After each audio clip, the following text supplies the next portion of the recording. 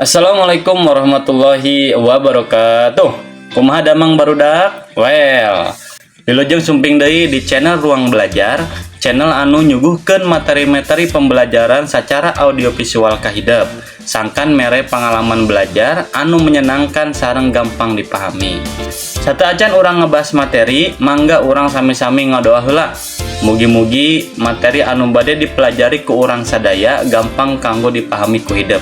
Amin. Dina video pembelajaran ieu, urang bade diajar bahasa Sunda kanggo kelas 7 dina materi kaulinan barudak. Tujuan pembelajaran dina video ieu hideup nyaho perkara kaulinan barudak sareng tiasa ngabedakeun kaulinan barudak zaman bihari jeung zaman kiwari sarta mere contoh-contohna. Yuk barudak orang ngawitan diajarna. Materi ieu dimimitian ku perkara kaulinan atanapi pengertian kaulinan. Kaulinan perkara kecapna tina ulin atanapi main anu hartina milampah hiji pagawean pikeun ngabungahkeun hate. Ari anu ngaranna ulin teh mangrupa kegiatan anu henteu nya-nya tapi sahayu raresepan tur bari heureuy. Kulantaran nusok milampah kaulinan teh rereana barudak jeung urang lembur, kaulinan teh sok disebut kaulinan barudak atawa kaulinan urang lembur. Makna kaulinan barudak teh saenyana henteu ngan sakadar ulin atawa ngeusi waktu luang, tapi miboga ajen atikan dina kahirupan. Ajen atikan dina kaulinan diantarana wae nyaeta anu kahiji, kaulinan biasa dijadikeun sarana hiburan kanggo barudak. Anu kadua, kaulinan bisa dijadikeun ajang olahraga ngalatih fisik sarta nanemkeun jiwa sportivitas kanggo barudak. Anu katilu, oge tiasa ngabentuk karakter kanggo barudak. Sacara teu barudak bakal dirangsang ku kreativitas, ketangkasan, kapemimpinan, inteligensi, jeung jembarna wawasan ngaliwatan kaulinan tradisional. Psikolog meunteun yen kaulinan tradisional teh sabenerna mampu ngawangun kaparigelan motorik barudak, boh kasar boh rupa. Kaulinan barudak dibagi jadi dua, nyaeta nu kahiji kaulinan barudak tradisional, anu kadua kaulinan barudak modern. Samemeh kaulinan komputer barudak leutik di tatar Sunda boga rupa-rupa kaulinan pikeun ngeusi waktu ulin manehna sabada diajar jeung mantuhan kolotna. Ieu kaulinan biasana dipaenkeun ku leuwih ti saurang tur ngandelkeun pakakas nu basajan atawa nu geus nyampak gumantung kana wangun kaulinanana. Kaulinan budak lembur mah ngajarkeun yen hirup teh kudu babarengan tur sauyunan.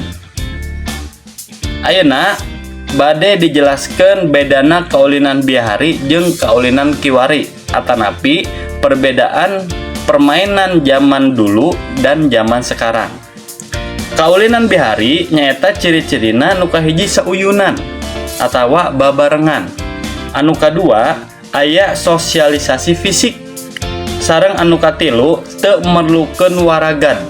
Sareng nu terakhir teu poho kana waktu. Sedangkeun kaulinan zaman kiwari ciri-cirina nyaeta nyorangan. Anu kadua ayana di dunia maya. Sareng anu katilu merlukeun waragan. Sareng nu terakhir sok kamalinaan atanapi teu nyaho kana waktu. Aya sababaraha contoh kaulinan tradisional di antarana wae. Aya jeblak panto, oray-orayan, gatrik, congkak, gobag sodor, langlayangan, kaleci, sondah, ucing sumput, sareng engklek. Salajengna contoh kaulinan modern di antarana wae aya PlayStation, game online, Mobile Legend, PUBG, sareng Free Fire. Kaulinan tradisional sabenerna loba mangpaatna pikeun barudak.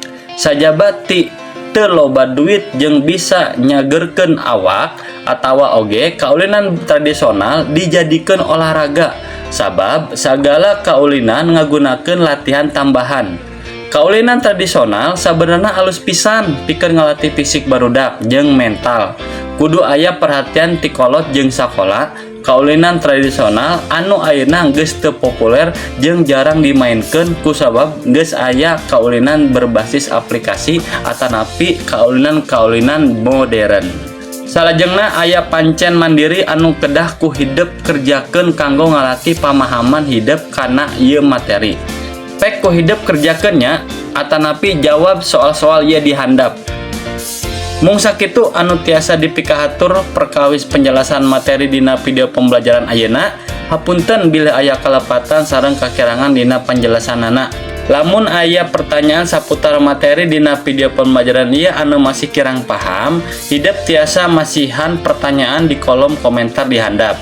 Upami video ieu tiasa masihan seueur manfaat, tong hilap dukung channel ieu ku cara like, comment, share, sareng subscribe. Lajeng hurungkeun notifikasi loncengna kanggo kenging pemberitahuan informasi video-video pembelajaran anu sanesna. Hatur nuhun kasadayana. Wabillahi taufiq wal hidayah. Wassalamualaikum warahmatullahi wabarakatuh.